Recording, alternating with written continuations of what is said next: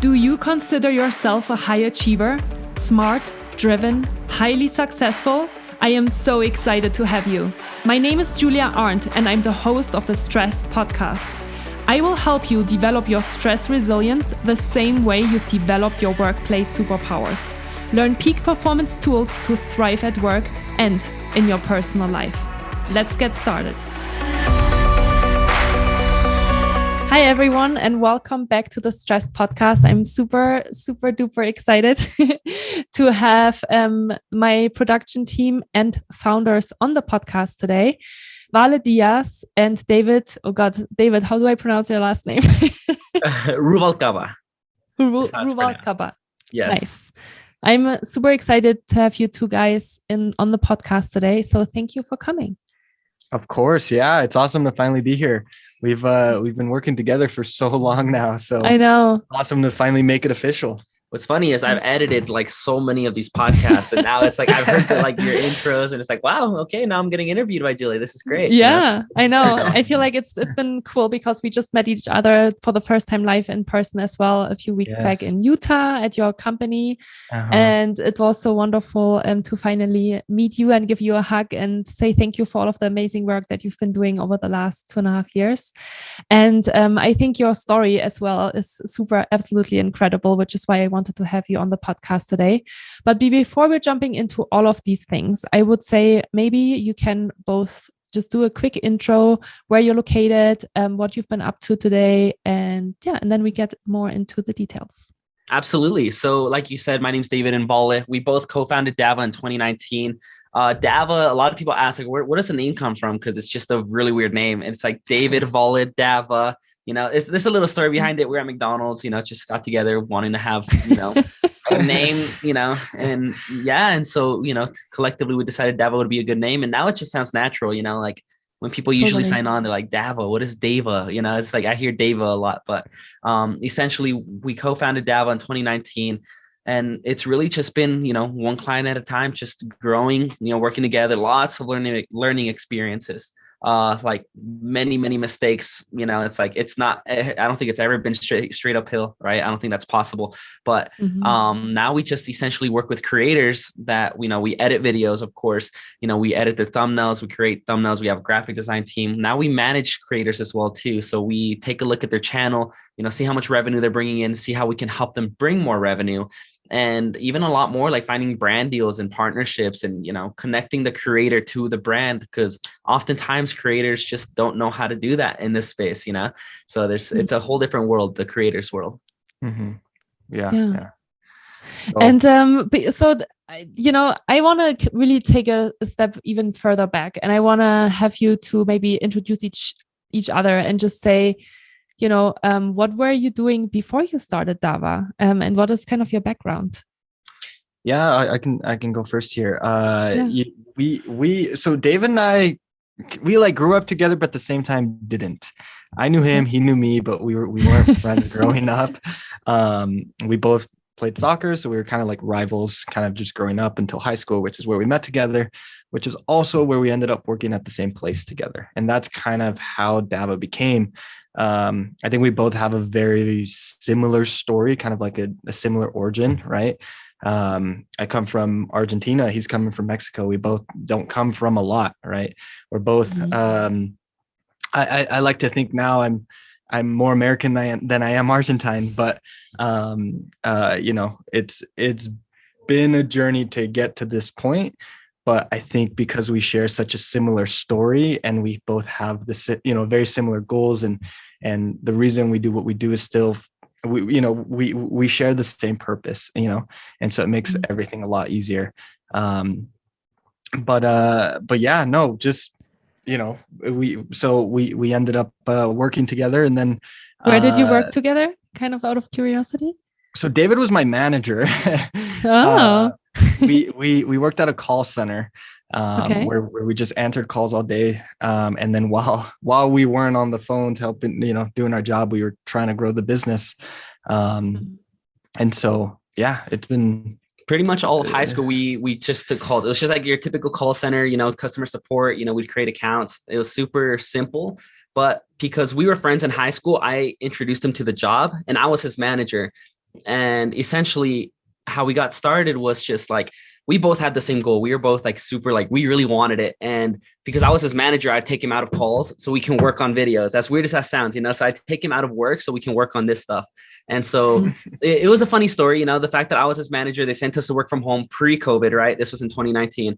And we just, you know, worked and had a lot of fun on the way too. You know, like we joke around like we look at old footage and like we played around a lot, because we were like, we're still young. Like I'm 20, I just turned 23 like a week ago, and he turned 22 like 3 months ago. Yeah, and so we're still like kids, right? Like, but you know, we have two sides of us. We have the goofy fun side, and we also have the business side where we try to like, you know, change that, right? And so in front of cameras, we're very professional, but behind them, we're very fun, and we like to have fun. You know, we're just kids. So yeah. And how did you get the idea of editing videos? Like, where did that come from? It came by accident, you know? So essentially, this wasn't actually the long-term goal. Like the funny part is Vale went to Los Angeles to go work with creators. So he was an expert in this field from the beginning. He just loved YouTube. I'm young. I was a millennial. So I understood YouTube most than, you know, the older generation, just because I grew up with it.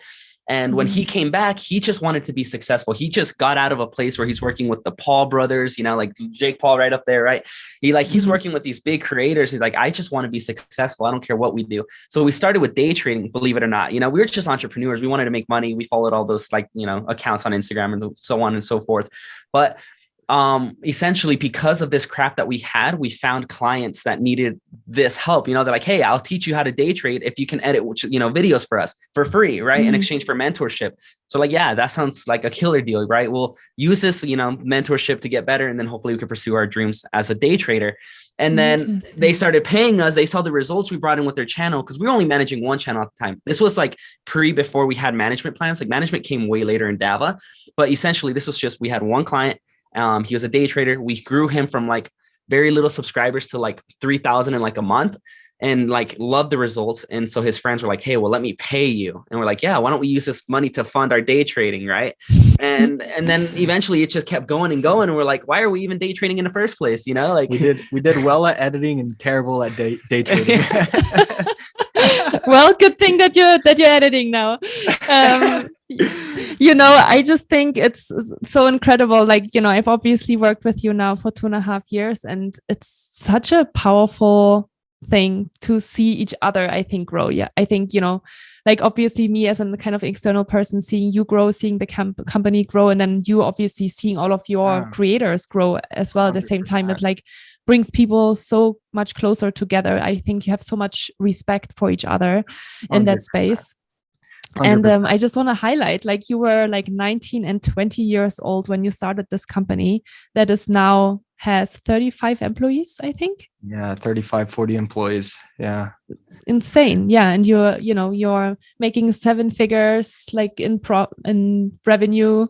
I don't know if you're doing it in profits yet. I hope you will one day. But yeah, it's just incredible. And I'm super proud of you. And I'm super proud of to be part of this, part of your own story. And I want to talk with you a little bit about the challenges that you encountered. And obviously, I'm talking about stress management and about, how to manage that. And you're obviously still really young. I'm sure you have a lot of resources, right? You have a lot of energy still. You probably don't really super care about time management, but I'm sure that you have to think about these things way earlier because you are managing so many other people and you are building this really big, successful business. So what have been the challenges along the way over the last few years? Yeah, I think, building a business, I don't know. I don't think it matters what age you are. Building a business is tough. It's tough mentally, physically, and it messes with you in every way you could imagine, But look, I think this has helped us so much because we edited so many videos. We've gotten to edit videos of other people that are teaching us things at the same time. For example, we had a client who is teaching, we were editing his videos on him teaching you how to grow a business. It was kind of like a win-win, right? And even with you, Julia, like I can't tell you how much it's helped us, like editing your videos, and it feels like you're almost talking to us, giving us tips, right? As we're doing this, and so it's been tough, but I think being, I think at first, and I think we realize this now, but being young, going to other people and telling them, hey, you can trust us, we can do your editing, we can handle everything, was tough. It was tough at the beginning. You know, we didn't have much to show. We didn't, but I think with time we developed that, turned that into something else. We said, yeah, we are young. You know, people that know YouTube, we're young. It's something new, you know, and so we use that to our advantage now. But that one was definitely a big one for us. And of course, I mean, you know, with the business, it did relatively take off kind of fast, and so there's a lot of time that's missed, right, with family, with I had my wife, which was my girlfriend at the time, and friends, and you know, there's so much to it. But I know those two were definitely the big ones for me, and I don't know how you feel, or if you agree with me at all, but no, I mean, we have like very similar stories, but like two different point of views. Cause I didn't have a girlfriend at the time, just because I knew it'd take up so much time. But like, I like to say, I think I told you this when you came down to Utah to come see us. The Grant Cardone mentality helped us a lot at the beginning, you know, because we had nothing to lose. Like I said, we both come from similar backgrounds where we're like, no support, not in like, you know, they supported us verbally, but you know, financially there just was no choice. You know, it's just all in on both of our ends.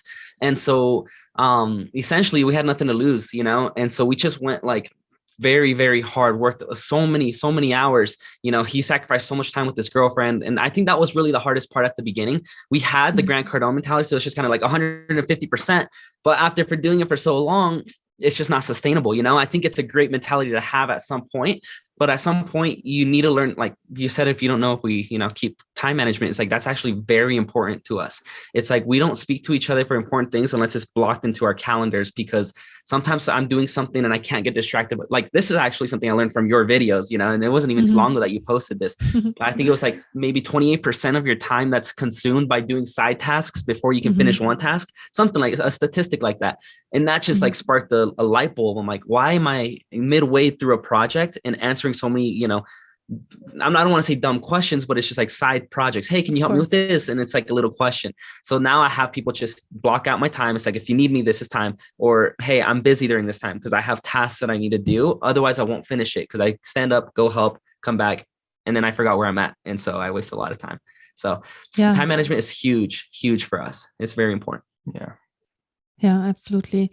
And how about you know, hiring employees? Because again, because you're so young, I'm sure that I know that you have a pretty like young crowd. Your employees are pretty young as well, but I'm sure there's also people that have a little bit more experience than you, or that are a little bit older than you, right? How did you manage that mentally, to be like, hey, they're like 5 years older than me and I'm like their boss?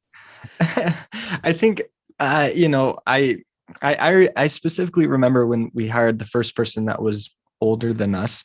And I actually honestly just ended up talking to my father-in-law. I remember this so clearly because it can be challenging sometimes when there's someone, you know, it just comes naturally, right?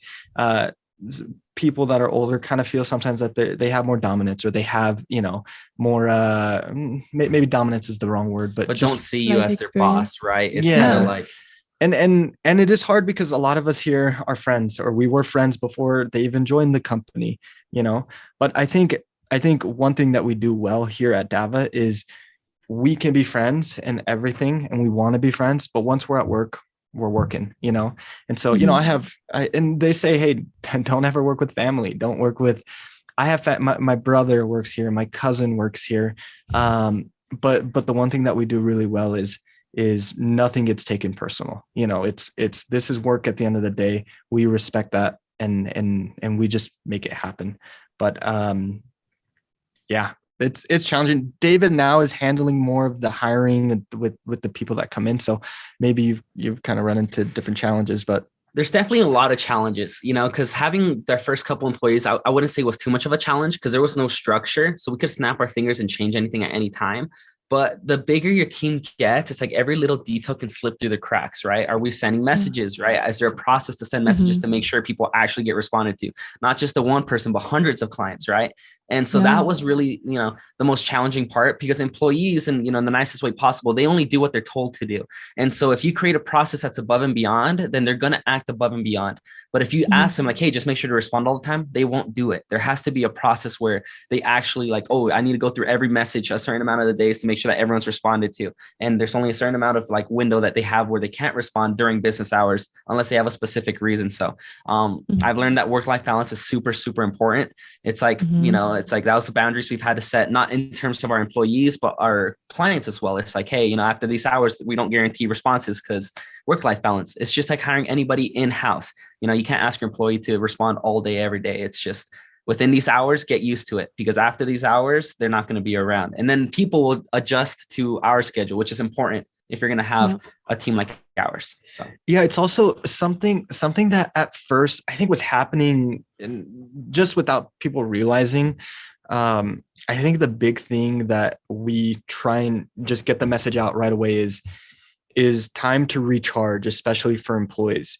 I think oftentimes I think the big thing is employees usually feel guilty when they want to take vacation, or that's been a little bit of a challenge, And so the big thing is keeping that message clear as time goes on as well, is we want you to take time off. We want you to recharge. We don't want to bother you during those times. I don't like to be bothered when I'm on vacation or taking time off, because so I can come back even stronger than I was before. Right. And so that's been a challenge. I think the big thing is, hiring employees is awesome, but it's a lot more work. It's almost more work than you had before, but we can't, we're at that point where we can't do what we do. It's not just David and I anymore. It's like, we need a team, a really solid team. I think we have the best team we've ever had right now. I'm kind of spiraling into other things now, but no, it's really interesting. And I really appreciate you sharing all of that, because I'm thinking to myself too, I've obviously seen you guys grow through all of these, 2.5 years.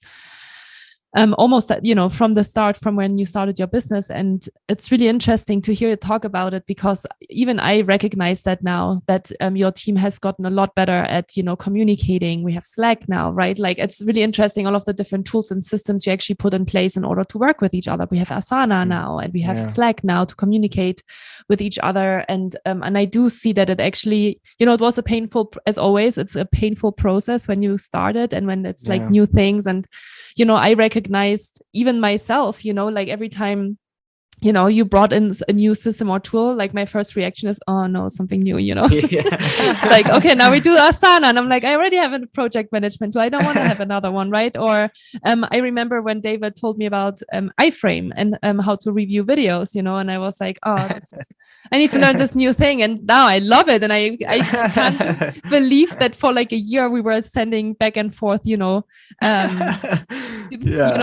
on WhatsApp to say, hey, like at minute 156, there's this and that. It's like crazy how we were working and how like everything is now more streamlined. But it really helped. David and I are not working on my videos anymore during the weekend. My editors are, I know that they're going home on Friday at 3:00, my time. And they're coming back on Monday, and I can count on them doing their work. And it's been really beautiful to kind of watch that, to see how actually these processes and these systems that sometimes are painful to introduce at the beginning actually helped all of us so much to become more productive and to communicate better with each other. And I think that's where many entrepreneurs are mistaken. They think you have to have everything perfect the first time. Like, there's no like book I can pull out and say, use Slack, use Asana, use this. It's kind of like, as you go, you start to find problems. It's like, I hate this revision process. It's terrible. And I'm sorry, but we're maybe won't be using Slack in a year from now, or Asana, right? Who says it's perfect right now? Yeah, for sure. But it's better than it was, right? But just as long as, as you're paying attention to, like, don't forget to put yourself in the customer position, see what it's like, and just keep trying to make it better. That's what we're trying to do every day. Just keep trying to make everything better, Yeah, for sure. What kind of an effect did all of that have on your mental well-being? Like the pressure of, not just taking care of yourself and maybe your families, but now also being kind of responsible for 35 other people and their lives and their salaries and so on.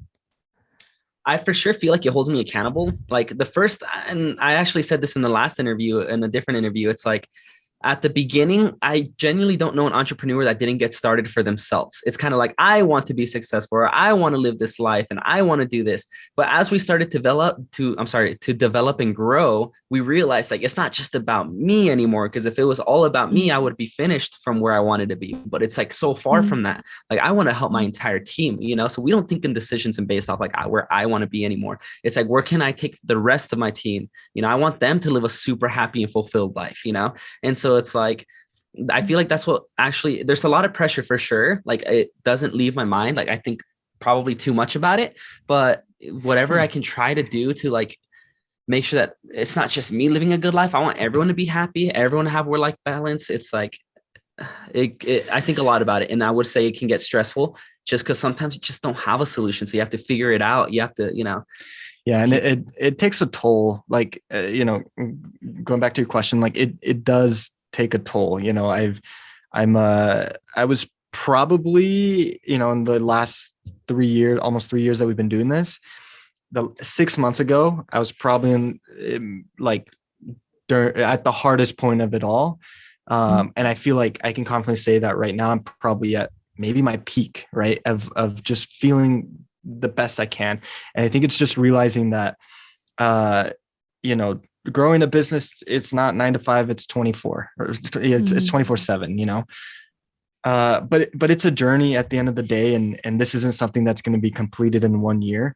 And so it's not worth destroying yourself and still doing this for years and years and years. It's a journey. So build it confidently, take care of yourself, I'm just, and maybe I'm recognizing it right now that I probably feel the best I've felt in the last 3 years, Can I ask you what maybe came up like 6 months ago that has changed to now?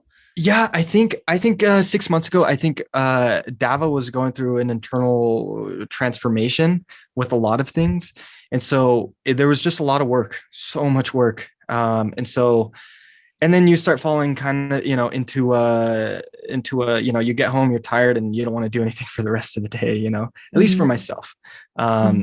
I kind of took over the responsibility of making sure that Dava is growing, and David kind of took over the responsibility of, maintaining everything inside of Dava, making everything better and so on,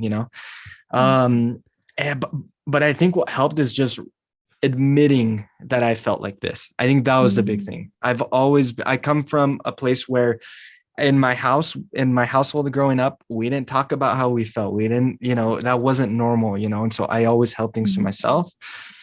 And so I think for me, just admitting it, like it's just one step at a time. I'm not going to do everything I want to do if I force myself to do it all. I'm getting ready to run a half marathon. I'm running every day. I'm biking every day. I'm eating healthier than I ever have been. I have an awesome sleep schedule. I'm waking up on time. I'm trying to stay efficient, just realizing that, hey, if I'm tired at work, I'm not going to just sit here for the rest of the day and do nothing. Like I might as well just go home, recharge, come back tomorrow, ready to go, So I think the big thing is just recognizing that you feel that way and that you need to take action, because it's not worth going months doing nothing. Rather just take a week off and just admit it, to say, look, I'm burnt out. This isn't going to work. Just restart, and then kind of move forward, if that makes sense. Totally. Yeah. You're following all my tips. Vale. It's Julia, it's helping. It's helping. I remember I was when I was kind of at that low, I said, man, what? I felt stuck, and I actually just pulled up your channel. I don't know if you ever saw my comment, but I just I ended up just commenting. I was like, wow, Julia, this helped so much, and just published. I was like, and I talked to you about it. I think I was like, David, it's like, I know you've done a lot of Julia's videos, but like these are so helpful, so, thank you. So yeah. That's really cool to hear. That makes me really happy. Yeah, that's awesome. Yeah, I think, you were just saying like, maybe it's just me, but I think, what we are all recognizing is that we are all feeling this way. It's not just you, Vale. Like I have a day today, just when we were jumping onto the podcast interview, I was saying, oh, I didn't get a lot of sleep the last 2 days and I'm really feeling it today. And I was actually planning to record a few videos this morning for my program. And I was like, you know what? I'm not going to do it today because I know that my brain is not on. And I know I would sit in front of the camera, get super frustrated for 3 hours, and it wouldn't be the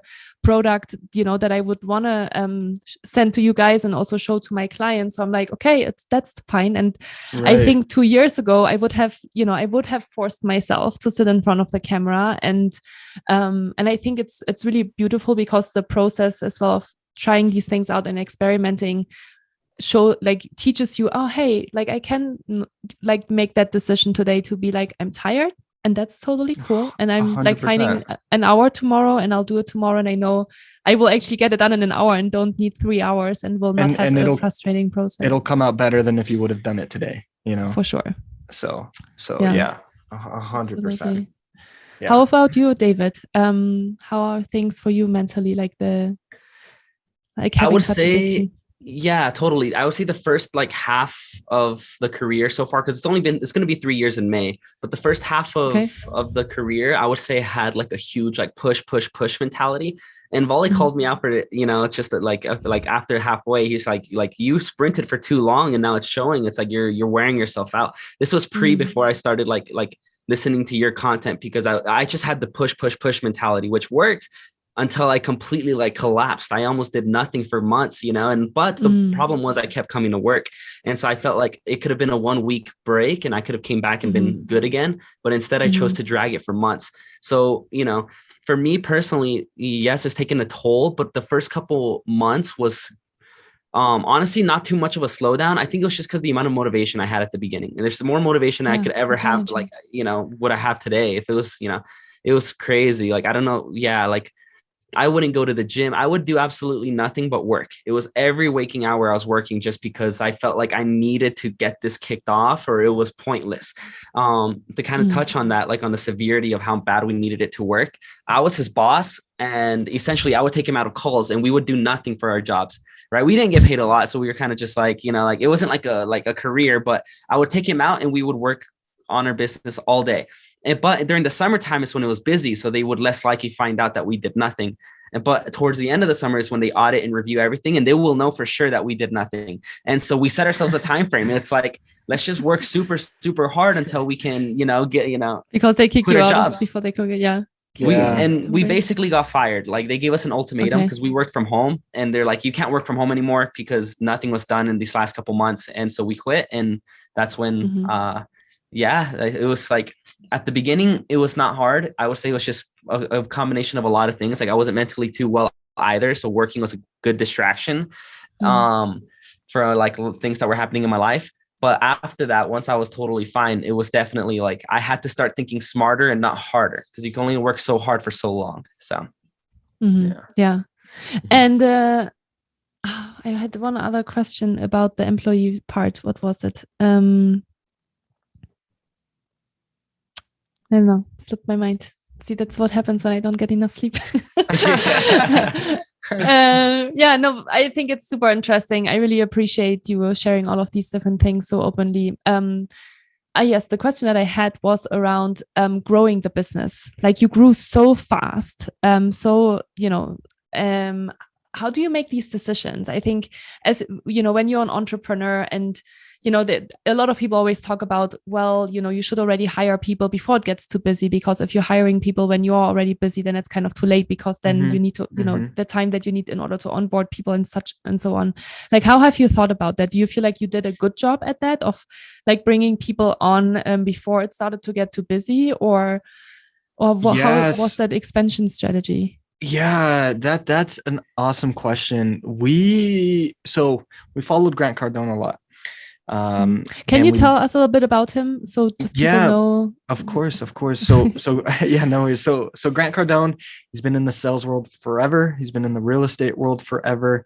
Nowadays he's he helps people sell more, and you essentially invest with him. That's basically kind of what he's known for now. He has a very strong personality. His Grant Cardone's personality, it's like, you got to suck it up and keep going, push harder. It's like, if you want it, you got to fight for it. It's not so much of like thinking smart. It's more going hard. And if you work hard enough and put all your chips every single day, it's like, you're going to see results. So he's a very hard, like in a good way, hard-headed man that like pushes you to go harder. It's like a motivational coach. Definitely. It's like the way he presents himself. Yes.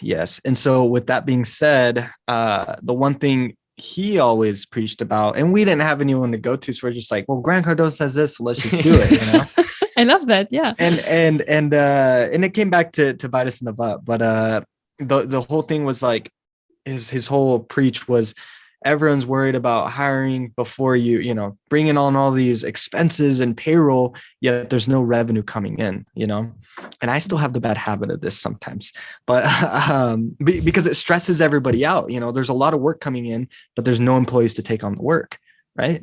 So David and I, at the beginning, it's like, we're not going to hire, we don't got money to hire anybody, so we're just going to email blast a bunch of people, and so that's what we did. We sent everything out on a Friday. Within 20 minutes, we had someone that was ready. Anyway, by the next 4 hours, we had, I think it was 6 clients ready to go.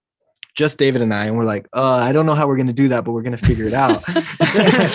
And so, but we quickly realized within a week that it was too much. We need to hire somebody. And so David was focused on hiring somebody, training somebody from ground zero. That person didn't know anything about editing. David took that on. Wow. And I said, all right, well, let's bring on even more, And so we just repeated that. When we got clients, we hired, and everyone got stressed until we hired. The issue with that is, yes, we grew, but it put a lot of stress on everybody, and so now, as we want to grow other things, because we can now, and because we can afford it now, it makes everybody's life easier. Is we kind of hire, train, prepare, then we bring on, right? Yes. But I mean, there's challenges with that too, because you can bring on all of the costs, all the payroll costs, everything, and end up not getting any clients, so we've kind of experienced a little bit of everything, but at first it's just bring on clients. We'll worry about it later, I had clients asking me like, hey, can you do this? And I'm saying, yeah. I have no idea how to do that, but guess what? We'll figure it out, And we end up figuring it out, So I like to say, and I'm not like this too much with business now, but I'm like this with other parts of my life. I think the big thing is too many people are focusing on making sure everything's perfect, and I'm kind of just like, force yourself to be in a position where you have to act, and so if you get pressured, if you want to do something, position yourself to be in a position where you have no way out. If someone's depending on you, you're going to get it done. But if no one's depending on you, it's not going to happen, So that actually goes in like multiple parts of my life too. Like in business, if too many clients come in, I have to find a solution like fast, because it's like, I can't just pretend like it doesn't exist. I'm going to get, a lot of messages. But even in like, now I hit the gym every single day now that I have a lot more free time, and there's pre-workout, right? If like, for those that go to the gym, if you take pre-workout, it starts to tingle your body and you feel uncomfortable unless you're at the gym. So something my older brother taught me is like, well, if you don't want to go to the gym, just take a scoop and you will have no choice, because you can't shower that feeling away. You can't, you have to exercise. And so it's like, when you take it, it's like, all right, if I just take it, I'll have no choice. So like little things like that I still adapt in my personal life too. It's not the smartest for business now, because, if we bring in way too many clients, it puts too much strain on our employees, and it's just not worth the costs of, the work-life balance. But in personally, like I can, I don't mind hitting an all-nighter working because of something that could be very beneficial in my life, right? Or super late at night, I take a pre-workout and just worry about it later. I hit the gym knowing that I needed to do it. So yeah, that's really cool. So I'm hearing accountability is super important. I'm hearing that there's not really a one solution that fits everyone and everything. It's like really more of the trial and error, and being open to that and trusting that in the process you will actually learn whatever you have to learn. I think too many people jump in thinking that there's some golden rule or book that's going to teach you how to do it. It's like, not once in my life have I felt like except for the beginning, I thought there was just like, listen to Grant Cardone and you'll be fine. But now with coming with, with the punches rolling in, you have to move with the punches. So, a problem arises, solve it as fast as you can in the best and most efficient way you can. Right. And oftentimes I would even say it's nice to have a business partner because, times under stress, you can't think straight. And so I will come in thinking a solution's the right solution. I bring up the idea to Vale and he's like, no, that's terrible. And then it will cause these problems, and helps predict these problems before it even happens. Or oftentimes we're like, hey, well, let's just try it. And we try it and it doesn't work. It's terrible. Right. And so we just have to take a step back and like, all right, well, how do we fix this now? It's just rolling with the punches and moving as fast as you can. But knowing that you can't predict what's coming. It's impossible. Like there's no way I could have predicted where I'd be at today. And like, I would have guessed that my problems would be completely different. Right. Like completely different, but no, it's like things you would never imagine. So, yeah, I know. What would you have said if someone would have told you 3 years ago that you're going to have 35 employees with Dava? Yeah. You just got to do it, like you just got to go all in, like you're always tomorrow you're going to be older than you were today. So it's just do it. Let's not waste any more time. Let's just go for it. And if it fails, then, hey, we now have a story to tell our kids, or we have, like it's fine, and it's fun. And I think the journey is always more fun than the end result, and so push that end result as far as you can, because, you're going to look back and just remember that the journey was the best part of it all, I know there's a lot of people that are insecure in terms of like, I'm not a people's person, so I can't sell, well, I'm not this and I'm not that, or I feel out of my comfort zone doing these things. And I think that's like a huge obstacle for many, great entrepreneurs out there that stops them from actually hitting these goals. Like Wally was never a people's person. Like at the very beginning of our careers, he was the video editor, right? He was the one that went to Los Angeles and he understood YouTube. I was just a hardworking man. I was actually a salesman at one point. So every sales call, who took it? I did, right? Every people connection part, I did all the communicating with our clients. And essentially Vala had a moment where it's like, David, I need to learn this. Like, just let me, like after watching and monitoring me do it, he forced himself and threw himself into the fire to do it. And as ironic as it sounds, it kind of like switched roles. Now I do what you would think would be Vala's job. And now he does what you would think would be my job, which is he does all the selling and all the closing with our growth team. And I do all the video editing, all the managing, because we essentially taught each other's crafts. That's amazing. So that's so beautiful. Having to break out of your comfort. I never thought I'd be a video editor in my life. Never. And like, he's asked me in high school before, let's start YouTube channels together. I'm like, no. I just told him no, And so, so we had a small background in high school like that too. Yeah. And so besides your kind of far away mentor, do you have any other like mentors or coaches, or like, how do you, like, do you feel like it's mostly you have each other, or are there other people that help you to influence decisions and help you to grow, both personally and professionally?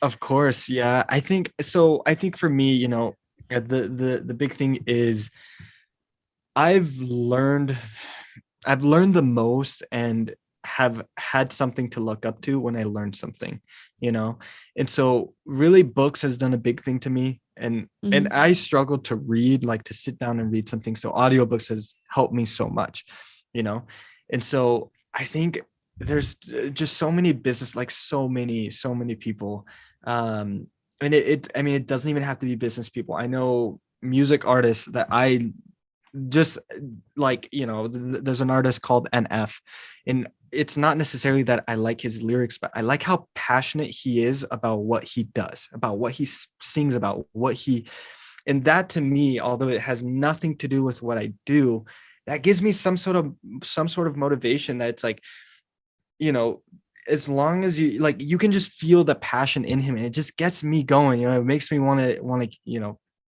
just do more. So there's just so many people that I look up to. I couldn't just say one, but that's a hard one for me, because there's just so many. But Yeah. I think in terms of mentors, like I don't really have a solid mentor either. Like I would say it was Grant Cardone, but it's it's hard. Like I really wish there was someone that I could just know that would like, I just don't know what people are like. And the people that know at this level are usually too busy to care to help anybody. And like they have their own businesses to run. But I would look back into the early phases and it's like, I wish we would have taken mentorship because there were so many stupid mistakes that we've made, like so many stupid mistakes. I look back and I tell my friends now, it's like, I would have paid thousands because of the amount of money I could have saved just for taking in a mentor, right? Like I can mentor anybody below me confidently because it's like I've done that. I've been there. I've hired a team of 2 or 3 or hired my first employee. But at the time we didn't take mentorship. We only read books and listened to like motivational videos, and it cost us a lot, like a lot. And so, and I'm sure it's still costing us a lot now, you know, having a mentor, having someone that like we've got the opportunity to work with someone here locally that has had a lot of experience in the business world, a lot. And so that helped us a lot, you know, over the last 12 months. But which honestly did save us a lot. Luckily, you know, we got to try and grow a business together. Awesome. But I think that's something that I've learned as well over the last, you know, because our businesses are almost the same age. Like I started my business in February 2019, and at the beginning I was always like, yeah, you know, like I'm obviously a coach and I'm selling myself as a coach and people, you know, working with me one-on-one. But I think you really just start to understand really the power of it when you have the same experience. And as I was going, as you know, over the last 1.5, 2 years, for a lot of personal challenges as well, more in my my personal life, I onboarded a lot of people in my life to help me, right? Like therapists and healers and coaches, and, you know, and it was so powerful to invest that money because I wasn't feeling good. So I was like, I really need that external help.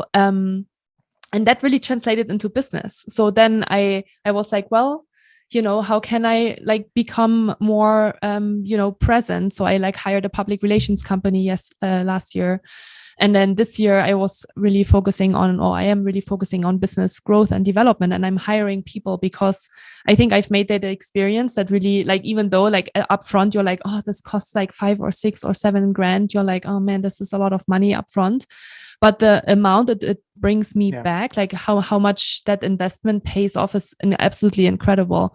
And now I'm like smiling about myself because I'm like, yeah, I should have hired somebody right away in like 2019, and I maybe would be at a different place now, right? But again, it's all in the process and in the journey, and you are learning these things. And I think it's always powerful to see how like those personal insights and learnings also then translate into the professional side. And you're like, oh, like who can I hire? And now I have like 3, you know, business growth experts that are helping me this year because I'm like, I don't care how much I actually pay for this, because I mean, I do care, but like, I'm very mindful of, you know, actually making that investment, because I'm like, I know that it will come back to me 3-fold and 5-fold and 10-fold, you know? Exactly. And you're forcing that to happen, you know, you're investing that money. You don't want to lose that money, you know, you're well, and it holds you accountable, as you're saying as well, right? Because now I'm like, well, I have like 3 business coaches that I'm reporting to and that I have to tell what I've been doing over the last week. And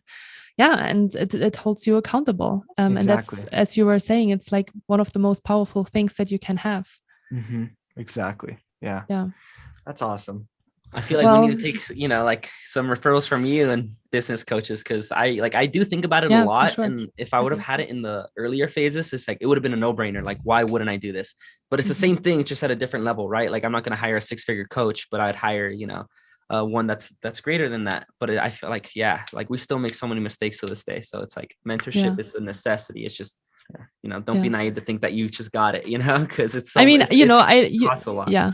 For sure. And you know that I love sports. I love being physically active. And in sports, like professional athletes all have their coaches, you know, they're not training on their own. They're having a team, or they're having people that do the same thing. They have coaches that tell them what to do. I think when you think about it that way, it's like, why wouldn't you do that? So Guys, I'm always super excited to talk to you. I'm super grateful that Vale found me on Upwork 2.5 years ago and told me to edit my videos. I'm super proud of you, of how far you have come over the last 2.5 years. It's been such a wonderful process to work with you, and you're the most amazing 22 and 23-year-olds that I've ever met in my life. And yeah, I just am so curious and excited to see where life will take you. I'm sure it will take you to, things that you can't even imagine yet today, because yeah, it's just, life is just full of surprises and magic. And so I wish you all the best. I'm super grateful for you. Thank you so much for being on the podcast today and sharing your experience with the listeners. And if anyone wants to have a chat with you or wants to start a YouTube channel, how can they best connect with you? Of course. And Julia, thank you. And same for you. We're excited to see your growth and what you become over the next years as well, because it's already been so transformational, which has been awesome to see. Your content's been better, your filming's been better. It's just, everything's just been better about you too. I've physically seen it improve with time myself. So like, congratulations to you. Yeah, 100%. Thank you. But yeah, if you want to reach us, just come on over to our Instagram, just at Dava Marketing. We can connect there, and we're trying to have more events this year. We're trying to go to more events, so we want to meet more people, talk to more people, and just help and serve more people. So we have a team that monitors those chats, so we see most DMs, as long as it's like a serious DM and not buy my NFT, right? So but yeah, we have a team that monitors it, so we're pretty easy to get a hold of. But if you have a good NFT project, maybe. Awesome. All right, you guys, well, I wish you a wonderful rest of your day, and I'll talk to you really soon. Thank you so much, Julia. Thanks, Julia. We'll see ya.